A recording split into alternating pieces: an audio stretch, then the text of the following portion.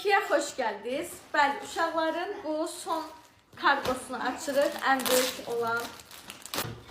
Uşaqların bilirsiniz ki, otağını bəzəmişik, mebellərini gətirmişik. Uşaqlara pastel dəsti zakaz eləmişik. Gördüyünüz kimi. Gəlin açaq içinə baxaq. Material pambıqdır. Hə, içi 5, üstü çəhrayı rəngdə, tam istədiyim kimi. Deməli, bu.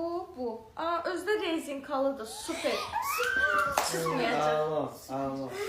Şükür, canımız qutardı. Rabia sevməyəm. Tam balı oydu. Deməli, bu balış üzləridir. Süper oldu. Bu da yorğan üzləridir. Yorğan üzlərində iç tərəfi bej rəngdədir, üst tərəfi roz rəngdədir. Mən qara pastel dəsti zakaz eləmişdim. Yadınızdadır. Odur. Onun roz rəngi tək nəfərlik. İndi sizə taxılmış hallarını göstərəcəm.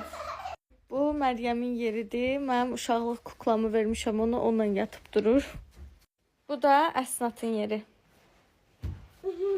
Tək durur.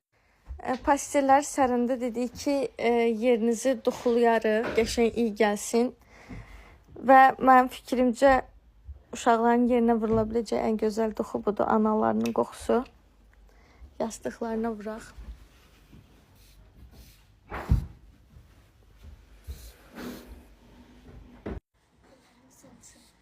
Mən də alıp baxıram.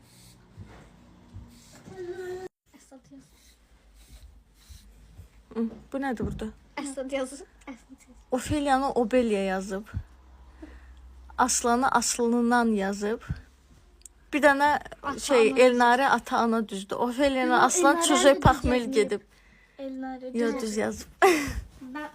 Mission completed. Çocuklarımın yeri hazır.